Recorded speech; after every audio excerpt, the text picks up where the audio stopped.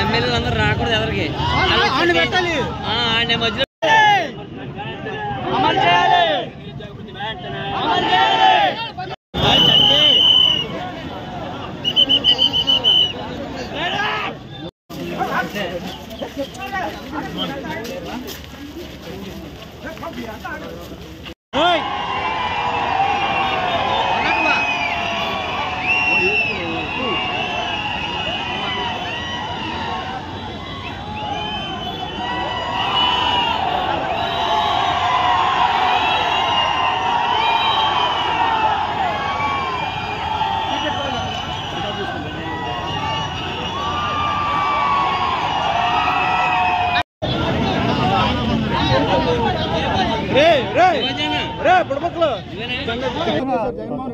ఇప్పుడు జగన్మోహన్ రెడ్డి గారు వాళ్ళు ఏమనుకున్నారంటే కానీ ఇంకా వైఎస్ఆర్ కాంగ్రెస్ పార్టీ 164 సీట్స్ ఎప్పుడైతే వాళ్ళకి వచ్చినాయో ఇంకా రాదు వైఎస్ఆర్ కాంగ్రెస్ పార్టీ, దీన్ని భూస్థాపితం చేస్తామనే ఒక ఇంటెన్షన్లో వాళ్ళు వెళ్ళిపోయినారు.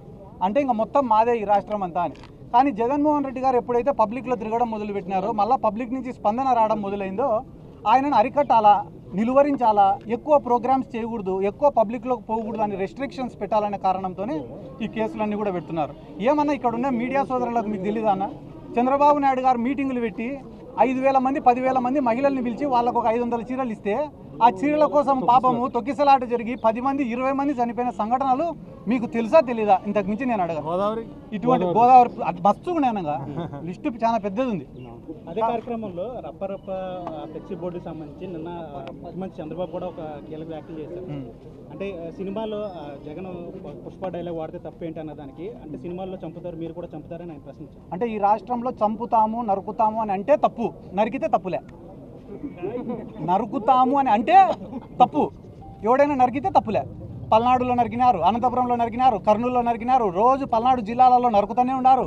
కేసులు పెట్టడంలే, నరికినోడు బయట తిరిగినాడు, చచ్చిపోయిన కుటుంబాలు శ్మశాన వాటికలంటే తిరుగుతున్నారు. దాని గురించి మాట్లాడారు.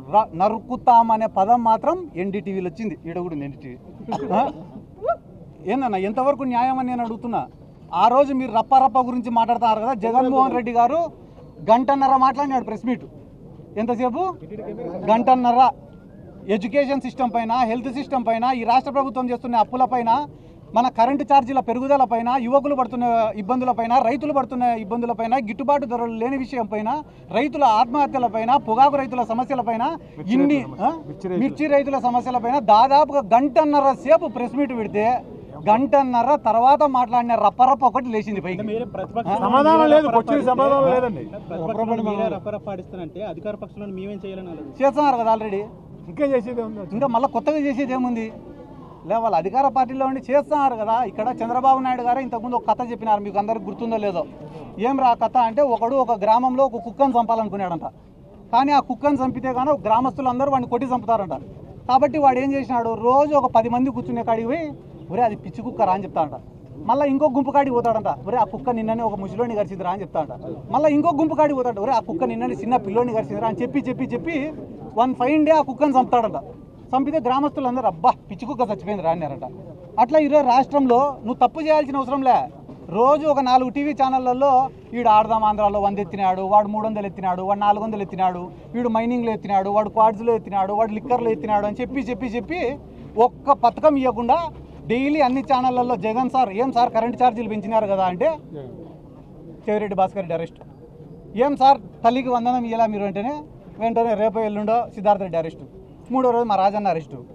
అంటే అరెస్టులను చూపించుకుంటా వీళ్ళు రాక్షసులు అని చెప్పుకుంటా ఈ రాష్ట్ర ప్రజలకు మొత్తం సున్నం పెట్టే ఆలోచనలో వీళ్ళు ఉన్నారు. మీ పార్టీ కీలక నేత కొడాలి నాని అరెస్ట్ గురించి ప్రచారం జరుగుతుంది. ఆయన ఆరోగ్య పరిస్థితి బాగాలేదు అంటున్నారు. అసలు ఆయన ఎక్కడ ఉన్నారు ఇప్పుడు? వైసీపీ నాయకులంతా కొలంబో వెళ్తారని చెప్పి ఒక టీడీపీ ప్రచారం జరుగుతుంది. నిజంగా మీరంతా కొలంబో వెళ్తారా? నా పాస్పోర్ట్ కూడా పోలీసు వాళ్ళ కాడనే ఉంది. నేనే కొలంబో పోతా? నా పాస్పోర్ట్ కూడా పోలీసు వాళ్ళ కాడనే ఉంది. ఇంపాసిబుల్. నేను పోవాలనుకునే పోలేను.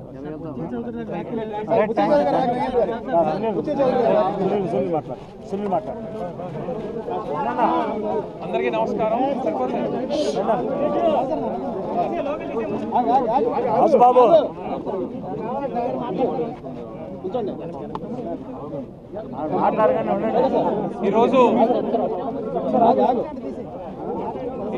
ఈరోజు ఈ ప్రభుత్వం అన్ని వర్గాల ప్రజల్ని ఇబ్బంది పెడుతుంది. అలానే యువతని ఇటు ఫీజు రియంబర్స్మెంట్ లేక ఇటు నిరుద్యోగ భృతి ఇవ్వకుండా కాలేజీల్లో ఏదైతే